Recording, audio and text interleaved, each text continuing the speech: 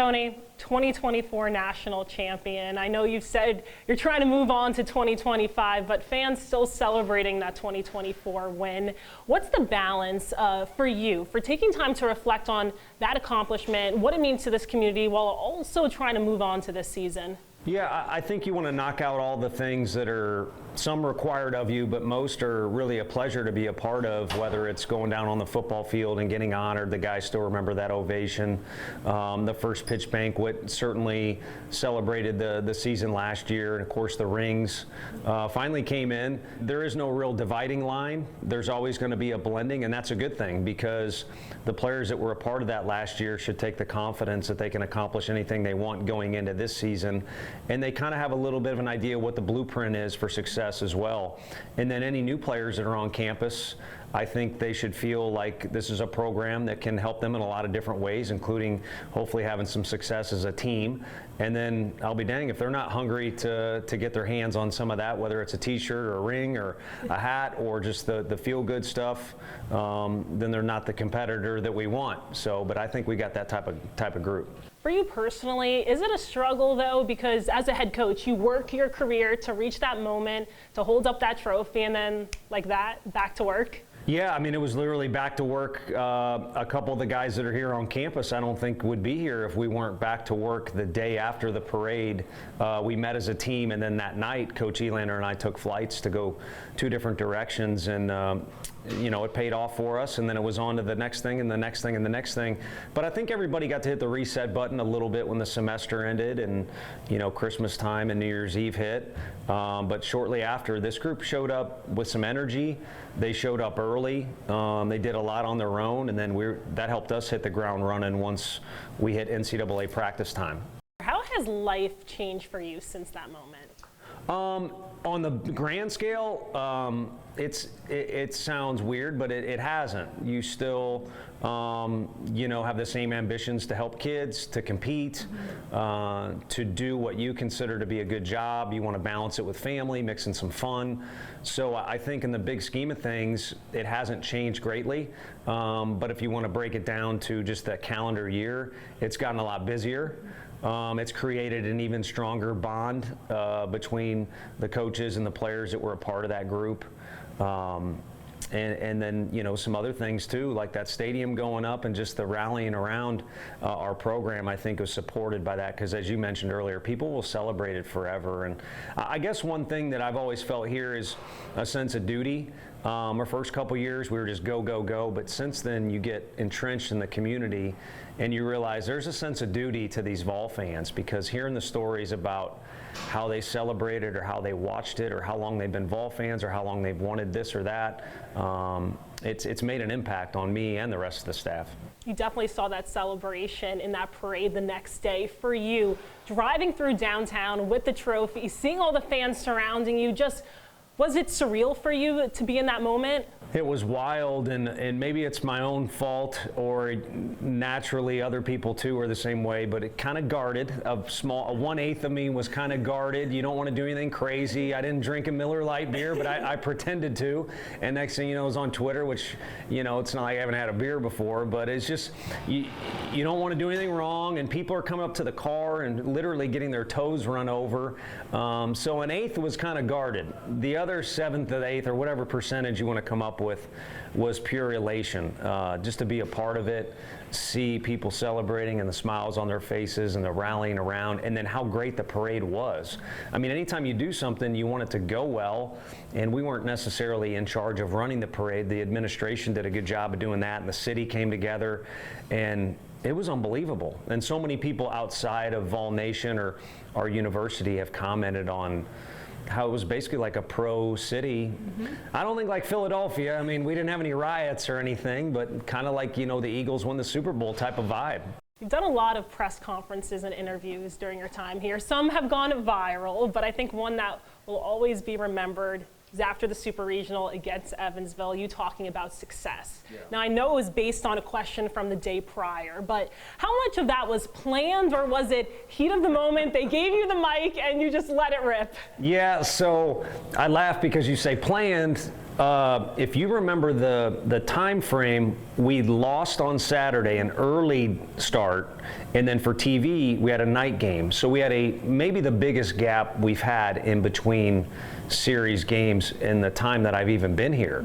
So you had a lot of time to prepare, which is key, but you can only do so much. You're going to drive yourself crazy. So there was a moment on the couch I sat there stewing, and instead of just over and over playing out the same scenes, or what do I need to do tomorrow, I was like, let's calm down and think about something else. And then I started thinking about how hard I want to punch that reporter if he was sitting in my living room where I was sitting there watching TV, or maybe watching, I think North Carolina was on, and so a couple thoughts popped into my head. So I think that little seed was planted, and then when we won, you kind of have, obviously a lot of joy, but our guys were very calm in right field. I think they wanted more. They were, of course, excited to go to Omaha, and I made a comment to them that I got your guys back as far as what was said yesterday. Blake Burke was kind of a part of it. So there was a couple seeds planted, and then they kind of sprouted because I kind of spazzed out there a little bit. You said you were also so fired up because you mentioned Blake Burke. Some of your players were upset about it. Why was it so important for you to stand up for them in that moment?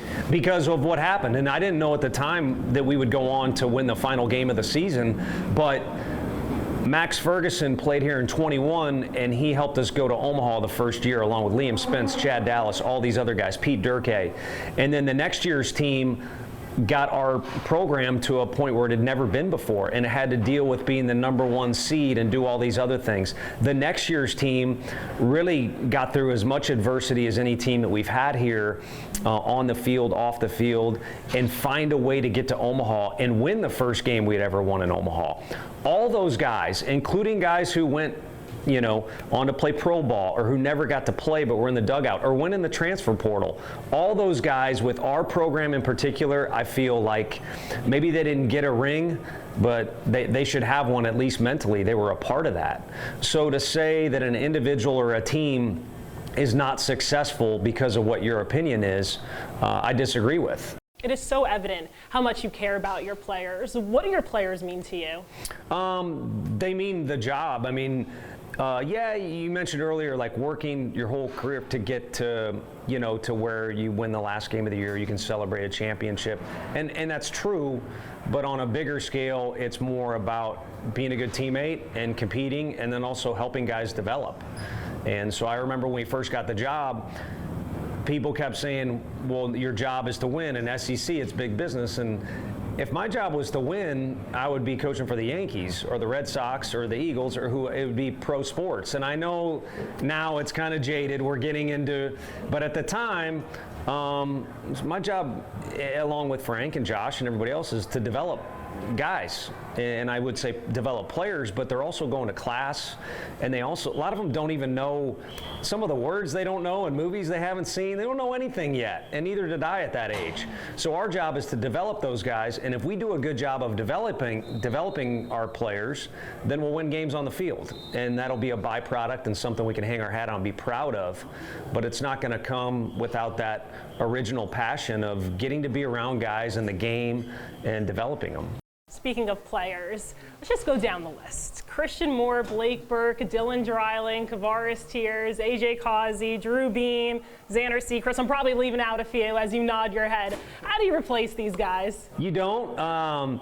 You relish in the fact that you had the opportunity to be around them. And guys like Billy and AJ, it kind of stings a little bit that it was only for one full season.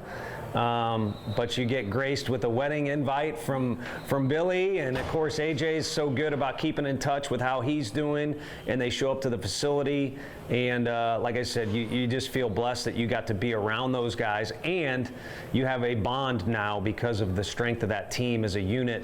And then, of course, the championship, too. You got the championship, for me, as days go by, fans continue to always celebrate it, it gives us an excuse to get everybody back together.